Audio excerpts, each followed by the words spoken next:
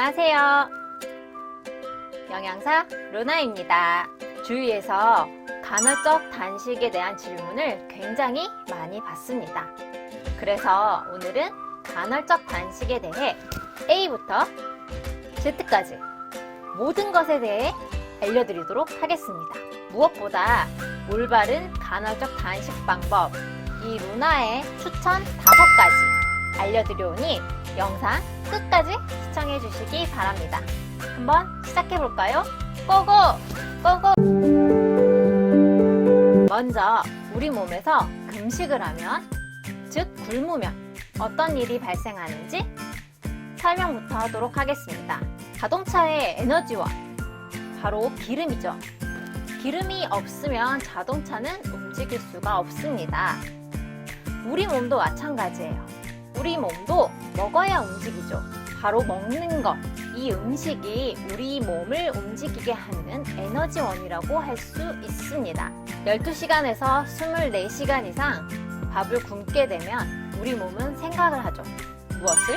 생존을 위한 방법을. 여러분, 인체의 신비 아시죠?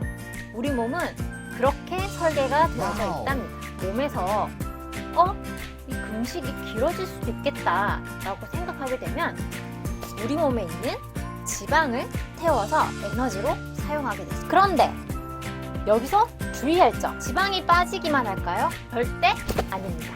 우리 몸의 단백질도 태우기 시작하죠. 단백질이 쑥쑥쑥 빠지게 됩니다. 그래서 무작정 굶는 다이어트를 했을 때 탈모가 생기기 쉽죠. 결국 내 몸의 단백질이 부족해지면 면역력도 떨어지고 근육량도 감소하게 됩니다. 요즘 같은 시기에는 특히 면역 기능이 굉장히 중요한 거 다들 아시죠? 그리고 빠진 근육은 회복하기가 굉장히 어렵습니다. 특히 여성분들, 근육 만드는 게 지방을 빼는 것보다 훨씬 어렵습니다. 아마 경험해 보신 분들은 다들 잘 아실 거예요. 간헐적 단식에 여러 가지 방법들이 존재합니다. 하지만 모든 사람에게 적합한 하나의 간헐적 단식 방법은 없습니다. 왜냐? 개인마다 생활 환경이 다르고 이 몸에서의 대사 과정이 다르기 때문이죠.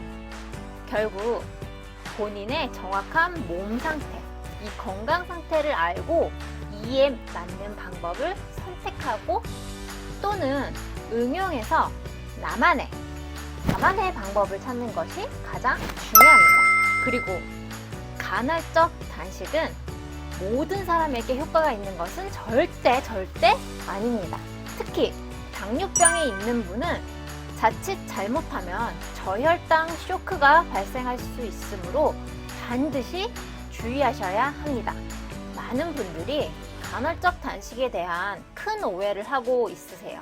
예로 하루 한 끼만 식사를 한다면 그 한 끼는 자신이 먹고 싶은 모든 걸 다 먹어도 된다. 혹은 많이 먹어도 된다. 이렇게 오해하시는 분들이 있습니다. 그렇게 된다면 오히려 역효과로 다이어트의 실패는 물론 다른 이 건강상의 문제도 발생할 수가 있습니다. 그럼 이제 루나가 제안하는 건강에 좋은 간헐적 단식 방법 5가지 말씀해 드리도록 하겠습니다.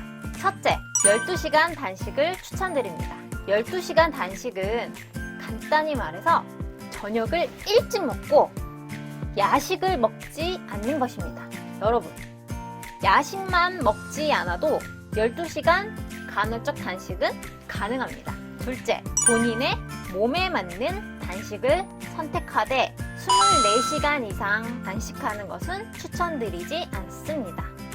앞서 설명드렸듯이 12시간 이상의 금식을 하게 되면 내 몸에 지방만 타는 게 아니라 무엇도 같이 탄다 그랬죠?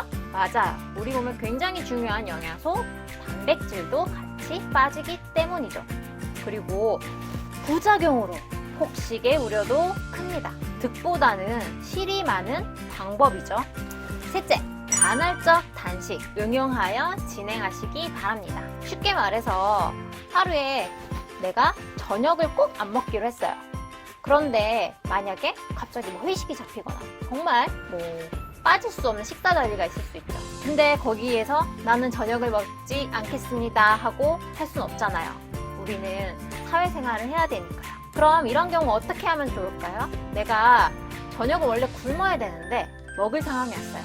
그럼 점심을 굶거나 내지는 다음날 아침을 굶는 것이죠.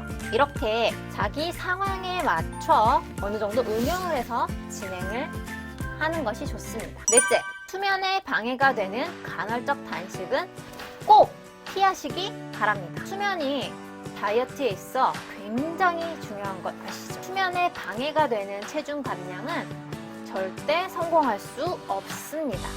수면에 방해가 되는지 안 되는지 여러분들께서 잘 생각하셔서 수면에 방해가 되지 않는 범위 내에서 간헐적 단식을 하시기 바랍니다. 자, 대망의 마지막 5번째.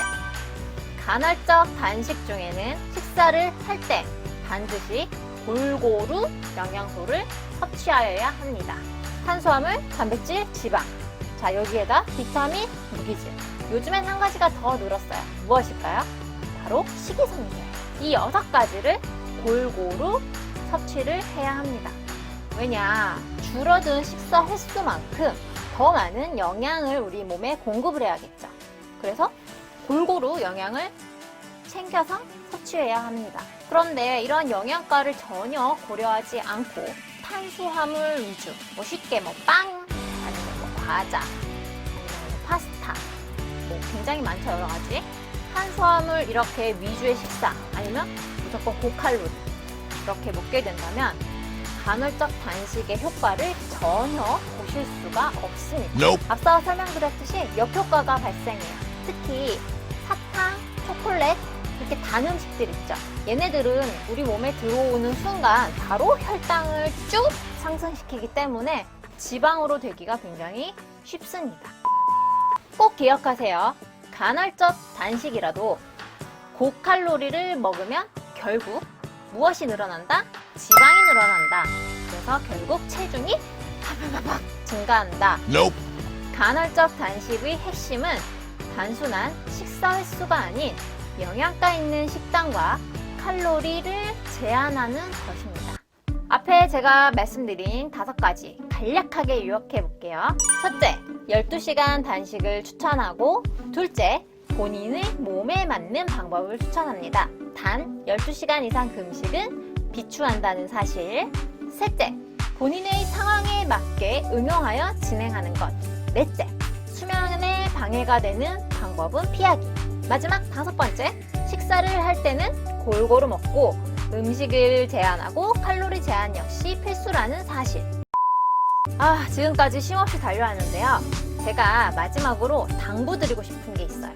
항상 식이 조절의 시작은 내가 유지할 수 있는 정도로, 내가 그렇게 고통스럽지 않은 정도여야 합니다. 그 지점부터 조금씩 변화를 주기 시작해야 지속 가능한 식이 조절이 가능하기 때문이죠. 너무 스트레스 받으면서 하지 마세요. 정말 막 먹고 싶은 이 욕구가 너무 올라올 때는 스트레스 받지 마시고 금식 시간에도 간단한 물이나 차, 아니면 오이나 파프리카 같은 식이섬유질이 풍부한 채소는 섭취하셔도 괜찮습니다. 오늘은 여기까지. 나가시기 전에 다시 한번 구독, 좋아요, 알림 설정 부탁드립니다. 그리고 궁금하신 사항 있으면 댓글 남겨주세요. 제가 최선을 다해 답변해 드리도록 하겠습니다. 지금까지 영양사 루나였습니다. 감사합니다.